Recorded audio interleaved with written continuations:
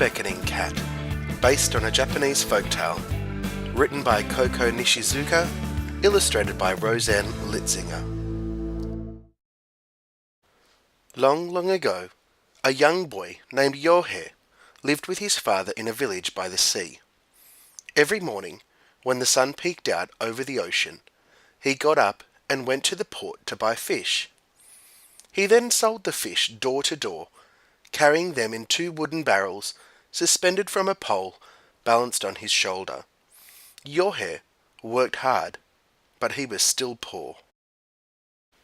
When his father became sick, Yohei worked even harder to earn enough money to buy medicine, but he could only carry 2 barrels of fish at a time.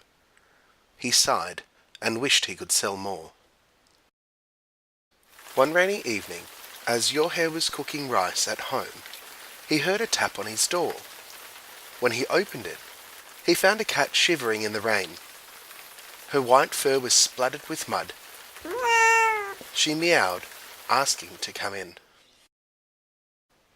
"A poor stray cat," Yohei said, as he let her in and dried her with a towel. After serving dinner to his father, Yohei took some rice and half of the fish from his own meagre plate and fed the cat. When she finished eating, the cat jumped into Yohei's lap and rubbed her soft white fur against him. Yohei's stomach growled with hunger, but her purring made him happy. The next morning, the cat was gone.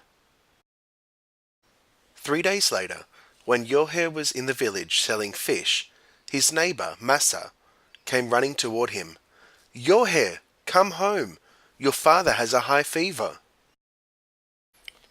Yohei hurried home, carrying the barrel still heavy with fresh fish. When he arrived, the cat was standing by the door, but Yohei went right to his father. He put a cool damp cloth on his father's forehead. Once his father was comfortable, Yohei looked at the fish and sighed. "What shall I do? I can't go out to sell today, and the fish will spoil by tomorrow." Suddenly there was a knock at the door. When Yohei answered, a young woman in a colourful silk kimono stood before him. "Hello, how can I help you?" Yohei asked in surprise. "Are you a fishmonger?" she asked, pointing to the fish in the wooden barrels. "How funny! A cat calling a customer to a fishmonger." She laughed lightly, covering her mouth with her kimono sleeve. "What do you mean?" Yohei asked. "Isn't she your cat? The white one? As I left my sewing teacher's home, she meowed at me. After taking a few steps, she turned and waved her paw as if to say, 'Come here.' She was so adorable that I followed her." Yohei was stunned. He told her how the cat had first visited him. "What a remarkable cat," the young lady said, smiling. "She must have called me here to buy your fish." Then she asked him to wrap 3 fish for her. Bowing, Yohei thanked her. Soon after, Yohei heard another knock on his door. When he answered, he saw an old man who owned a large store in a nearby town. "Hello, sir. What brings you here today?" Yohei asked, surprised to see a rich merchant visiting his humble home. "So, it was your cat," the merchant said, his eyes widening. "She must have heard me talking about fish." "About fish?" Yohei asked. "This morning, my daughter-in-law had a baby boy. I wanted 10 large red snappers for a party I'm going to give in my grandson's honour. As soon as I left home to look for a fishmonger, your white cat came by and meowed, beckoning me with her paw." He waved his hand, mimicking the cat. "I couldn't help following her. And here you are with all these fish." Yohei was so astonished that he told the merchant about his father and how the cat had come to his home. "My goodness, she's calling customers on your behalf," said the merchant.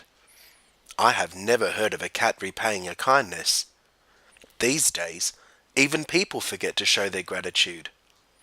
Then the merchant took out a silver coin, enough to buy a whole barrel of fish, and gave it to Yohei. "Here is the money for the snappers. Now keep the change and take care of your father." Yohei thanked the merchant over and over with deep bows. One after another, people came to Yohei's home, invited by the cat. By the afternoon, the fish in both barrels were gone. The customers praised his cat and promised to come back the next day.